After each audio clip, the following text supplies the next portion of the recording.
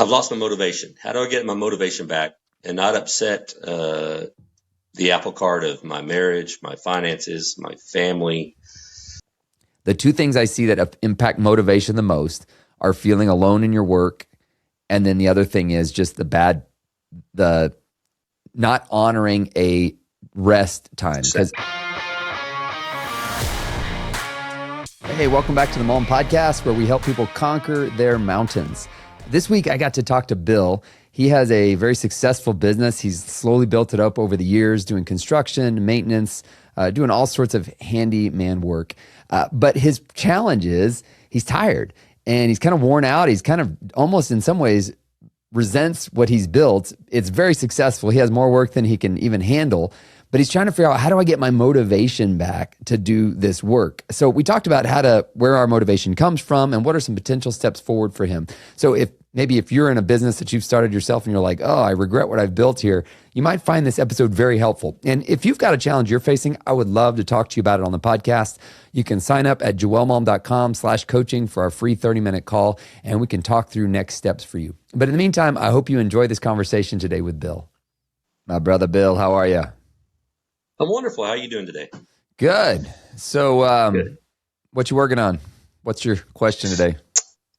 I've lost my motivation. How do I get my motivation back and not upset the apple cart of my marriage, my finances, my family, all of those things? But I want to get my motivation back. Work is work, but I have no want to anymore. Yeah. You own your own business, right? I do. Yeah, a handyman business. Was that going well before you lost your motivation?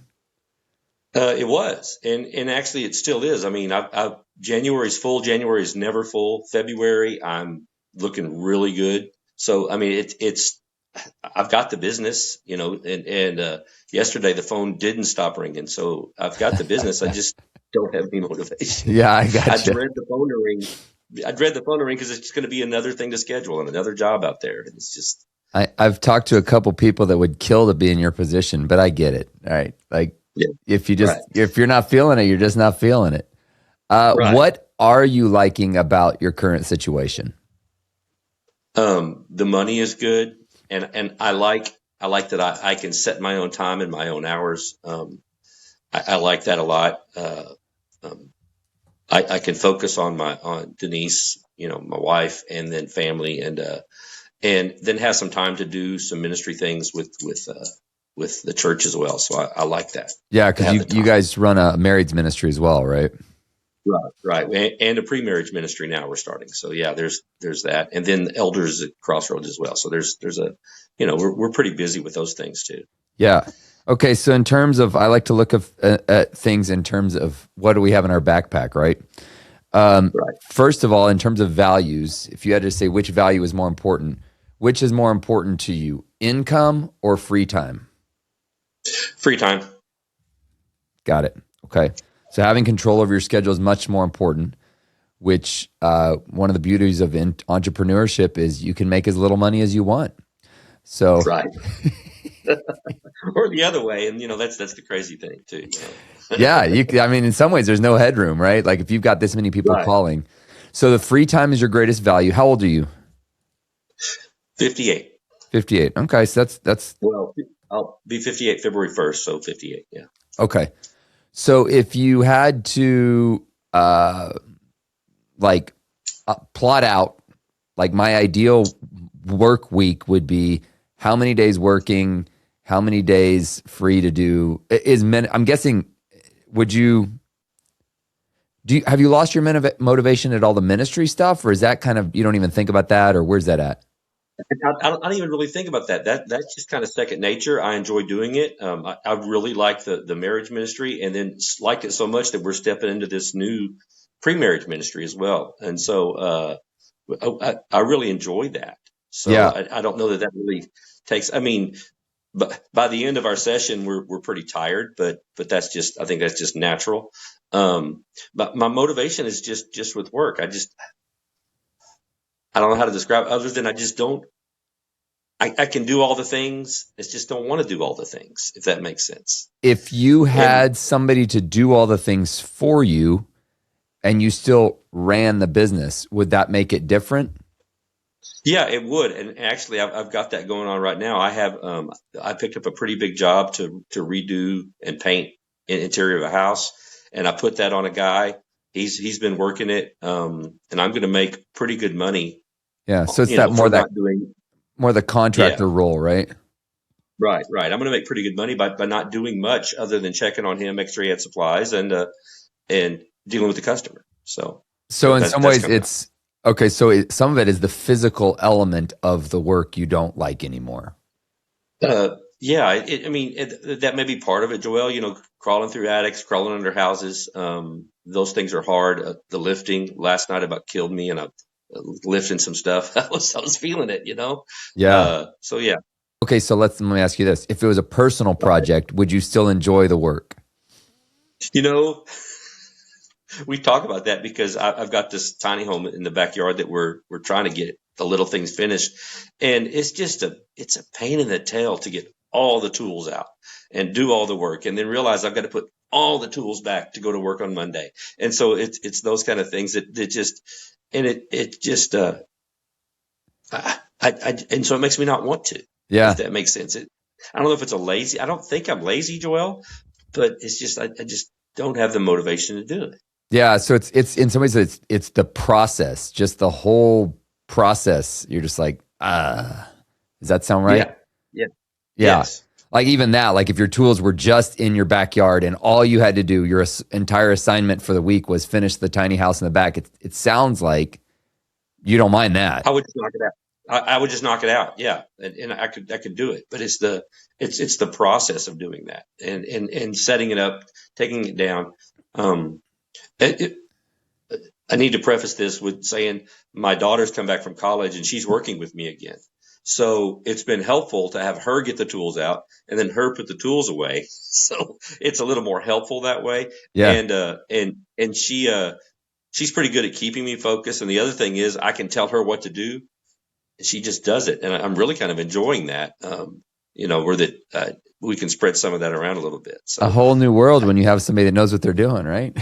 it really is. It really is. So, I mean, is that long game? Is she thinking she could work with you long term, or is that just kind of a stopgap thing until she figures out what she's doing? Um, I don't want it to be long game. She really enjoys it. We just spent quite a bit of money to get her a degree in forestry. I'd much rather her pursue her degree instead of working with dad. So if that makes sense, because Why? there's with me, well, there's no benefits with me. There's no, I just feel like I want her to step out on her own, and is there a return on our investment for sending her to college? That's the other thing. What's my ROI on that? Working with dad, and what's crazy is she's good at what she does. So In I have people call forestry? and say, no, in this. I have people call and say, can you just send Ella over to put this together? Would you mind? So So, all right. So there's something there. Like you say there's no benefits with you, but what if she took you into a $2 million company? Would you be too worried about the benefits? no, we wouldn't. We wouldn't. That would be really awesome. Does she have the capacity to do that? I think she does. I do. Hey, sometimes God drops stuff into our lap and we're like, well, it's not supposed to look like that. And we go, well, let's see what this does look like. Right. Right. So I had a guy the other day and he paved my driveway. I'm talking to the guy the Okay. whole time and he's like super sharp. Then they show up and I meet him and I'm like, this sounds like a different guy when they actually come to do the work. And I was like, hey, was it you I was talking to? He's like, no, that was my son you've been talking to. I'm like, your son, his 16-year-old son is running his paving business. I thought I was Okay. talking to a like full on 40-year-old man. This guy was so Okay. professional, so good at what he did. And I'm like, these guys are going to kill it. This combo together. So one of the things I got a question for you is, have you felt kind of alone in this up to this point? Yes. Yes. In 2020, after I recovered from the broken leg, she worked with me because there wasn't any school, and it was like the best summer ever. We were kicking tail. We made a lot of money that year. But she was working with me then, and she was 16, 17 then. And it was really kind of cool to have her there. And it was really awesome. So I don't know. Are you hearing the things you're saying here? Yes, Joel, I'm hearing the things I'm saying here. What do you hear yourself saying? That I need somebody to be with me to help me do this thing if I'm going to keep doing it. And my daughter understands what we do. That's what I'm saying. So what we're kind of getting hung up on is I just spent all this money for a college degree. Right. And she spent all this time and 2 hard summers doing, field station, which is a lot of being out in the woods and learning all those things. And she put a lot of investment in that. It was hard for her to get that. It's a hard degree. People that go to SFA say, don't get the forestry degree. It's the hardest degree to get there. So it's a hard degree. So you've got a smart cookie on your hands. Yeah. I do. So let me ask you this. What if you shifted your focus of the business to setting your daughter up for success? Would that shift your motivation at all? It would give me something new to focus on other than, changing out the next ceiling fan or remodeling the next bathroom. Yeah. So you're kind of stepping back and saying, all right, she's going to do all the stuff I don't really find any joy in doing anymore. But working with my daughter is a pretty sweet gig. And it's not like she's not making it happen. It's like, some people employ their son or just is a total loser, but she's not. She's actually doing the work and looking for more. So that's kind of cool. Yeah. Which could free you up to go communicate with customers, talk about the details, and then you just kind of oversee her. Right.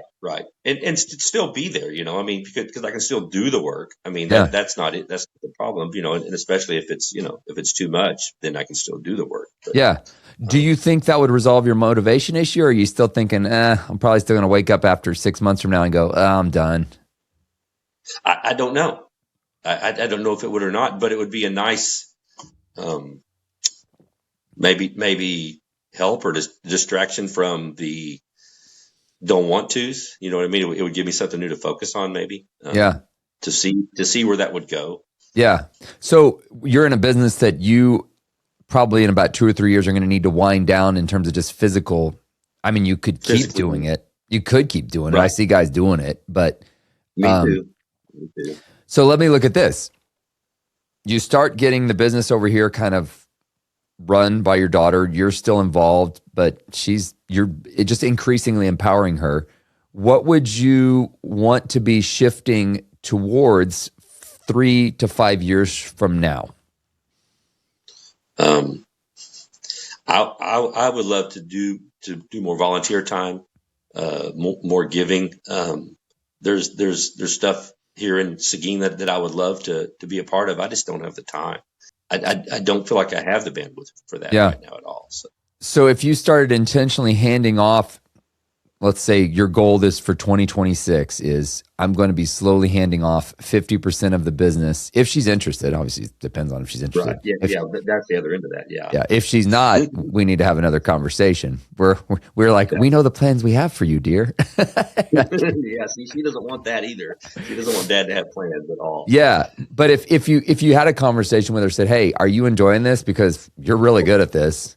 I know you got this degree. And here's the thing you've got to let go of. Most people don't end up using their degree. In theory, the reason we go to college is to learn how to learn. I think now people go to college to be indoctrinated, but that's another conversation. That's a whole nother. Yeah. But I have a master's degree in counseling. Am I using it? Kind of. Okay. Was it a waste of $40,000? I don't know. Okay.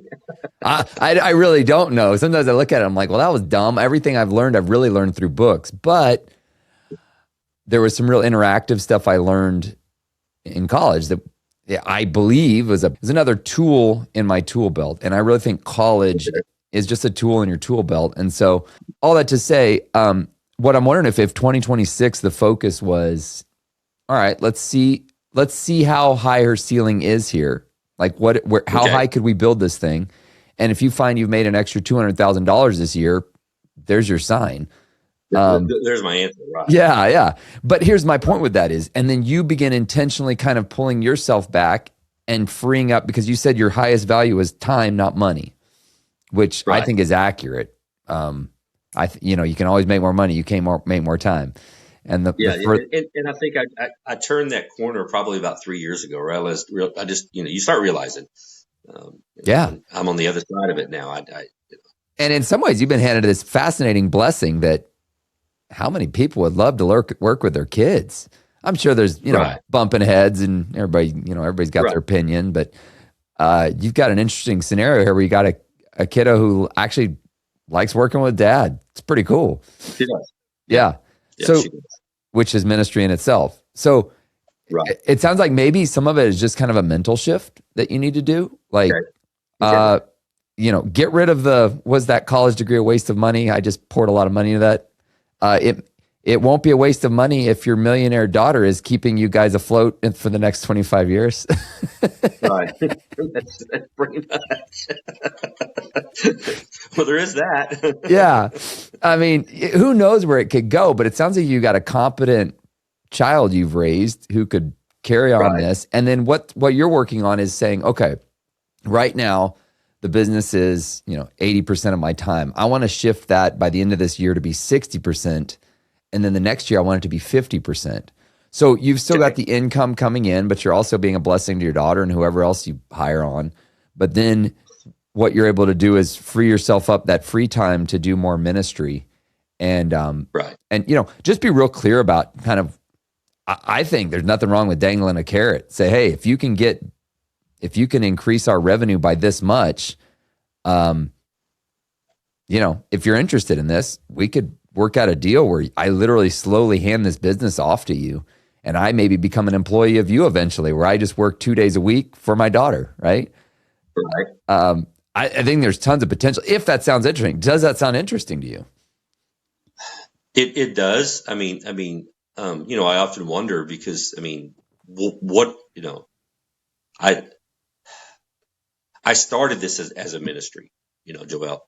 So I often wonder what's going to happen when I'm gone. I've got so many people that still depend on me to do little things for them. I call them my little old lady conglomerate. It's the widows that Pastor Marcus told me to go start taking care of for free, and I still take care of those people. And Ella, my daughter, understands that they take priority, that we take care of them. So that's important. But then I wonder if I was just to quit, who's going to take care of these little old ladies? That they call it. Yeah. Tuesday morning, Bill. This is not working. There's no promise that God's eye is on the sparrow or anything, so it's on you, Bill. I know. Thanks. Yeah, but I still am concerned about him, and I guess that's just the ministry thing in me, that makes me concerned about him. So, which this honestly might free you up to do more of that. More of that, right? That's exactly right. Because and again, we talked. It's just the doing it. I just don't have motivation to do it. Even today, I've got to go do some things, and I can do them. I just don't want to. Yeah. And so it's almost like I'm faking it for the customers, putting on a happy face and going, I can do this, and just don't want to fake it. Yeah. Okay. So do you feel like in some ways there's a mental shift to where my new priority focus, so much of it is just what we're focused on. Right. When we built our retreat center, our focus was we are building this, and any money we make is so that we can give away time, right? So last year we gave away over 50 nights to people in ministry. That's awesome. Which it kind of adds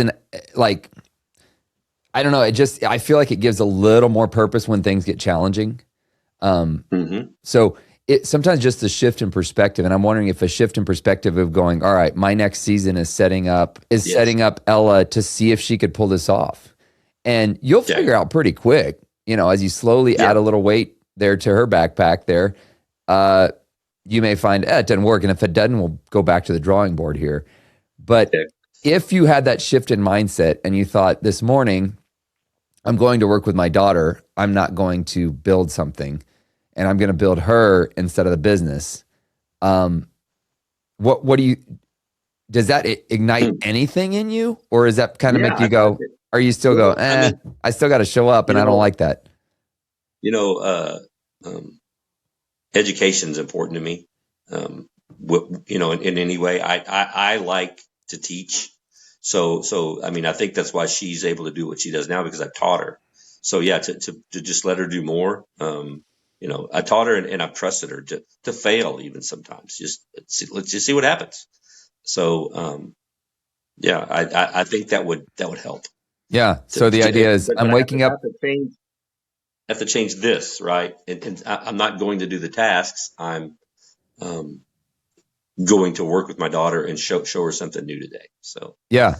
All right. So that's one thing. I want to address one other thing. One of the things I've seen in people who have kind of burnt out and lost their motivation, including myself, I've lived this myself, okay, is when we don't have enough time for rest, we burn out. So a lot of people are like, people need a sabbatical, blah, blah, blah. And I'm like, I think you need a sabbatical once a week, which is what Sabbath is.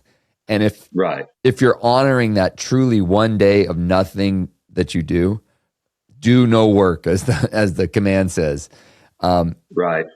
Do you have that in your kind of rhythm of life? Is there one day a week where Sunday should be, but because Denise works, she's on the worship team. It's not really a yeah, sabbatical day. y'all are And then there from Saturday 6 a.m. to 1. to 1, yeah. And then Saturdays, I live in a 1910 Craftsman here that's needs a lot of work, right? And then the little house in the back. So Saturdays is my work around here day. So I don't have a sabbatical day. I need to find one. You're right. Yeah. I need to find a day to just rest and What just pull it out of my schedule. But when the schedule's overwhelming, then I feel the pressure of I need to get these people in instead of just picking a day, a Friday or a Monday to go. I'm not doing anything today. Yeah, So like you may have noticed when you went to book my thing. Well, actually, you slipped through because I forgot to block it off. Mondays are my Sabbath. okay. So, but generally I go, that's hard. It's really hard because that's the day everybody that I've been waiting on to call me for a project calls Monday morning. Yep. So Monday I'm wondering, morning, the phone's ringing. would a Friday be a day that things have kind of already tapered off and you could say Fridays, we don't do work on this, or maybe you don't do work on this day. I don't know. Maybe your daughter could do it. But literally, and it's going to be hard for you because I know you. You're going to find something to do.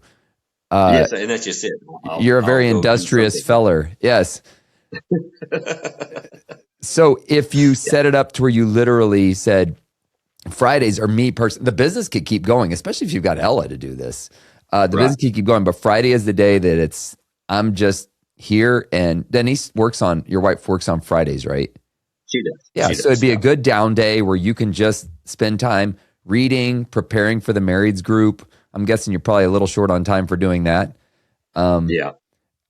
Maybe thinking through your own, content type stuff that you want to share because you do have this heart for ministry. And so that's the two things I think with motivation is one is a lot of times when you're feeling alone, you're like, I can't do this anymore. I'm just tired and alone. There's this quote I love by Carl Jung. He says, what does he say? Here it is. I love this quote.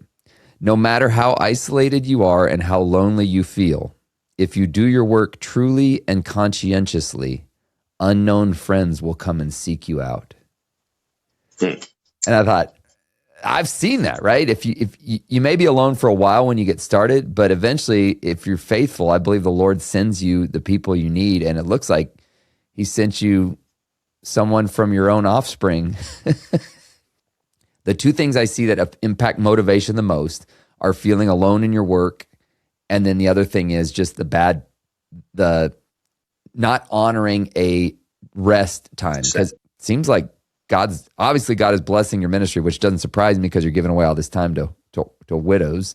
And yeah, but there's also the element of He's brought somebody that it seems to be going well, and You'll have to shift though and go, my job is building my daughter in this business. It's, adding an extra layer. It's not just building the business anymore. It's building her for success. I think I can give this a try. I really do. And you can do anything for a year. Like you said, that's nothing. Yeah. So it sounds like it's just kind of a shifting around of the pieces on the chessboard.